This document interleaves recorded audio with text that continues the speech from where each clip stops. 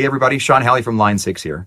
If you're in the market for a floor-based guitar processor and you want it to be really easy to use, but at the same time not really sacrifice anything on the technological or creativity end, you're really talking about a Pod HD300. So obviously in this age of smartphones and tablet processors, we all know how much benefit technology can bring our lives. But the problem is, as guitar players, sometimes it can feel a bit like we need a degree in nanofollicular design to be able to run our guitar rigs. So not so with the Pod HD300. In this video, we're going to take you through how it works, how it sounds, and hopefully in the process give you an idea of just how quickly you can get ideas off of your hands down to the floor and then out to your amp. So stick around, here we go.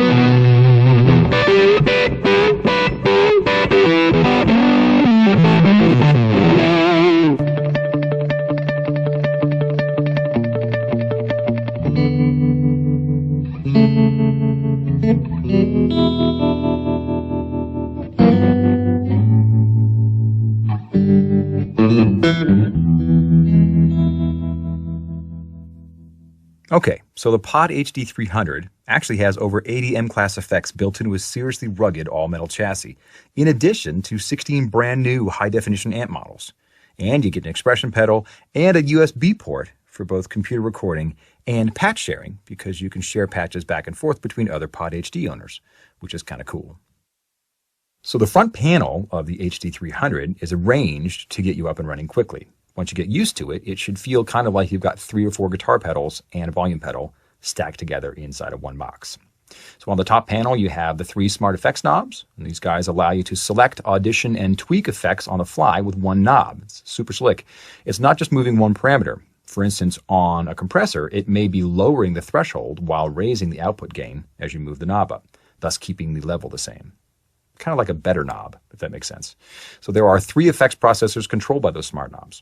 To the right, you have the knob for reverb, and then both a big alphanumeric and an LCD display. You'll never have to guess what some archaic numeral-only display is trying to tell you on the HD300. It actually uses real words and stuff. Below those, you have the controls for the amp models. As you go around the trowel of that knob, you can select one of 16 brand new HD amp models, and you can choose whether or not those are full models with cabinets and mics, or just preamp versions.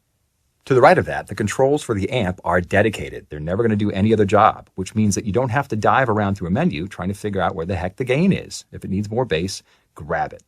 By the way, you can hit the FX Only button to fully remove all amp processing if you want. Easy peasy.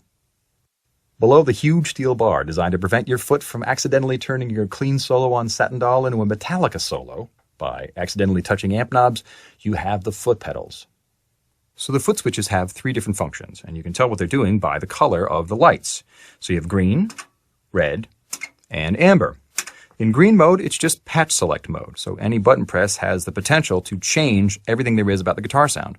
In this area also, you have the bank behavior. So hit the 2 left pedals to go up a bank and then select a preset in that bank, or hit the 2 middle pedals to go down a bank and select a preset once you're there. So here is our dry guitar sound. If I just hit that patch again to recall it, now you get...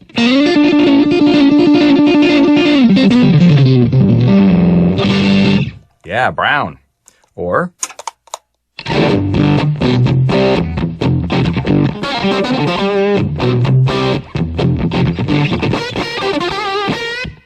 Or...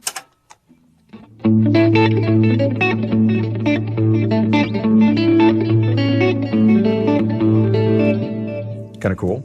So, from green, you go to red, which now controls the onboard looper on the HD300. I know that frightens some people. I'm a scared of looping, because looping kind of scares me. So we'll come back to that. After that, you have amber mode, basically, where you get your analog stomp box pedals back. So these now become on-off switches for all the onboard processing inside the HD300. Amp, FX1, FX2, and FX3. Pretty simple. So let's do this. let's build a sound right from scratch. So you can tell I've got nothing going on. So let's turn an amp model on and tweak it. Turn the drive down a little bit, turn the bass down a little bit, change the mids. Pretty good. I think we'll go for kind of a praisey, sort of an 80s edgy delay-ish kind of a sound. So this is a good start. So now I'm, of course, going to need some compression. So we'll turn that on and dial that smart knob up. Give me lots.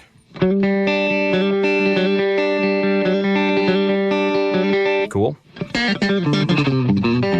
Right. And I need some delay, of course. So we'll turn the delay on and tweak that up.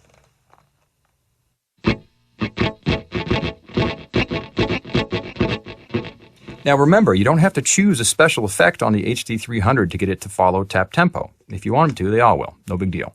So now we just need a new tempo.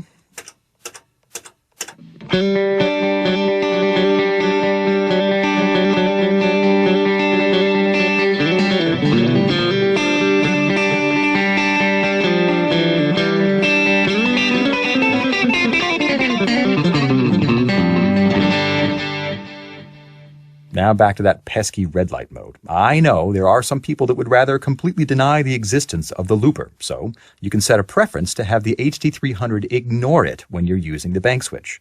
To trigger the looper then, you'd have to hold down the mode switch for 2 seconds. And speaking of the looper, it's easy to create complex soundscapes with Pod HD because you can always change the sound in between layers. Choose a new sound, either by recalling a new preset or just by turning on or off one of the effects that are already loaded in that patch, and you're ready to go. Before we actually get to the looping example, let's get an idea of the sounds we have. So here's the clean Alchemist. If you add the blackface double pre,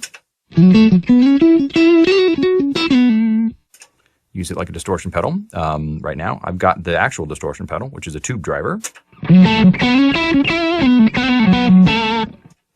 Script phaser. And finally, the auto volume. So